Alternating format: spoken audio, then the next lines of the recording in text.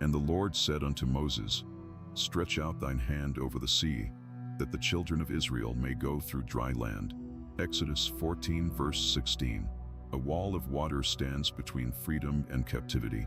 What happens when faith pushes back against impossible odds? The story unfolds as a people enslaved for generations yearn to be free. Their journey takes them to the edge of the sea, where their hope seems lost. The final plague descended upon Egypt. A darkness so profound it engulfed the land and its people. It was a night of terror, a stark reminder of God's power and judgment. And all the firstborn in the land of Egypt died. Exodus 12 verse 29. A devastating blow that shattered the Pharaoh's defiance. Faced with unimaginable loss, he finally relented, allowing the Israelites to leave their chains of captivity. This wasn't just a simple exodus. It was a momentous escape, a liberation orchestrated by divine intervention. They marched out, carrying with them the weight of centuries of oppression and the hope for a better future. The parting of the Red Sea stands as a testament to God's power, a miraculous act that created a path through the raging waters. And the children of Israel went into the midst of the sea on dry ground, and the waters were a wall unto them on their right hand and on their left. Exodus 14 verse 22. This display of divine might served as a powerful reminder that God is with his people, ready to protect and deliver. Pharaoh's heart hardened with each plague that struck Egypt. Despite witnessing the devastation firsthand, he refused to acknowledge God's power or free the Israelites. He stubbornly clung to his authority, convinced of his own strength and righteousness. Each divine intervention seemed to only strengthen his resolve, pushing him further into a cycle of defiance. The turning of water into blood, the invasion of swarms of frogs and flies, the plague of boils, each horrific event failed to break his stubborn spirit. He dismissed these misfortunes as mere inconveniences, blaming them on misfortune or natural occurrences rather than acknowledging their divine origin. Even when the livestock perished and a devastating hailstorm ravaged the land, Pharaoh remained unyielding. He stubbornly clung to his power, refusing to accept that he was facing a force beyond his control. Exodus 9 verses 34 to 35. This relentless cycle of plagues and stubbornness reached its climax with the death of the firstborn in every Egyptian household. Yet, even then, Pharaoh hesitated before finally relenting, demonstrating a chilling indifference to the immense suffering he had inflicted upon his people. With Pharaoh's army at their heels, the Israelites found themselves trapped between the towering walls of the sea and the relentless pursuit of their captors. Hope seemed lost, the path ahead a terrifying dead end. But in that moment of utter despair, God intervened with a display of unparalleled power. The wind began to howl, whipping up the waters into a frenzy. Then, a miracle unfolded before their very eyes. The sea parted, creating a massive dry passage stretching across its depths. The Israelites, guided by God's hand, marched safely through this miraculous corridor, leaving behind the oppressive weight of slavery and the threat of Pharaoh's wrath. The Egyptians, emboldened by their pursuit, followed in hot pursuit, only to be met with a devastating wall of water that swiftly engulfed them, drowning the pursuing army. The once formidable force was reduced to rubble beneath the waves, leaving no survivors. The Israelites stepped onto solid ground where moments before there had been a surging mass of water. They walked through the seabed, passing by the remnants of what was once a terrifying pursuit. The sea, which moments ago had roared and crashed against them, now stood as a wall on either side, its waters held back in an awe-inspiring display of divine power. Each step they took was a testament to God's faithfulness, a tangible reminder that he would always guide and protect his people.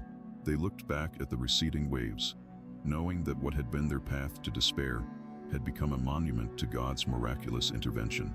The experience etched itself onto their hearts, a profound lesson in trust and reliance on the Lord's unwavering presence. News of Israel's escape spread quickly, reaching Pharaoh and his advisors who were left reeling. Anger and frustration boiled over within them as they realized their power was seemingly undermined. They couldn't accept defeat. The thought of those Israelites slipping through their grasp fueled a burning desire for retribution. Pharaoh, driven by this relentless ambition, rallied his army in a display of force and determination. Chariots thundered across the plains, horses whinnied impatiently, and soldiers marched with unwavering resolve. They were determined to recapture the fleeing Israelites, convinced they could overcome any obstacle in their path.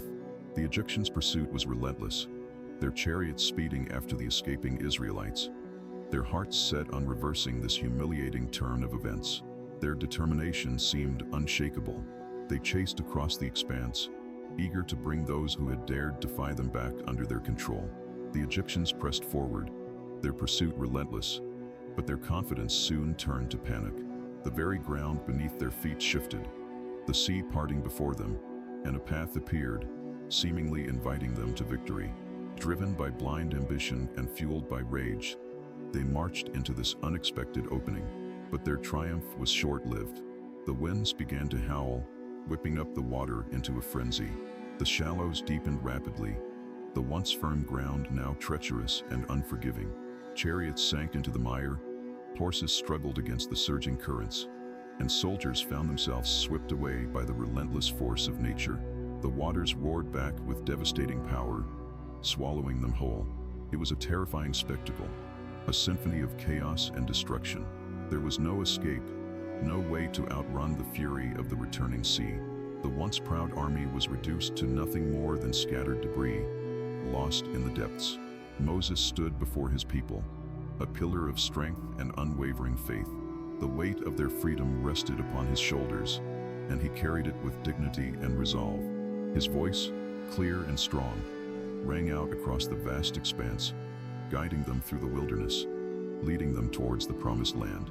The journey was fraught with challenges. Hunger, thirst, doubt, and fear threatened to consume them at every turn. But Moses remained steadfast, his trust in God unwavering. He spoke words of comfort and encouragement, reminding them of God's promises and their shared destiny. He interceded on their behalf, pleading for God's mercy and guidance, knowing that they were utterly dependent on his provision. Through his leadership, order emerged from chaos. Laws were established, rituals observed, and a sense of community strengthened. Moses wasn't just a leader, he was a shepherd, guiding his flock with wisdom and compassion. He taught them about God, sharing his teachings and reminding them of his covenant with them. The air thrummed with a joyful energy as the Israelites stood on the banks of the Jordan River. Years of hardship, captivity, and flight had culminated in this moment. Their freedom was secured, and they were finally on the brink of entering the promised land. Exuberant singing filled the air, voices raised in praise and thanksgiving to God for his unwavering faithfulness. They danced with abandon, celebrating their deliverance, their bodies swaying in rhythmic unison as a symphony of tambourines and harps accompanied their song. This wasn't just a celebration, it was an outpouring of gratitude, a tangible expression of the deep love and devotion they held for the one who had brought them so far. They remembered vividly the darkness of slavery, the weight of oppression, the fear that had gripped their hearts. But God, in his infinite mercy, had heard their cries, raised up Moses as their leader, and parted the Red Sea, allowing them to escape with miraculous speed and precision. He had sustained them through the wilderness, providing manna and water, guiding them with a pillar of cloud by day and fire by night.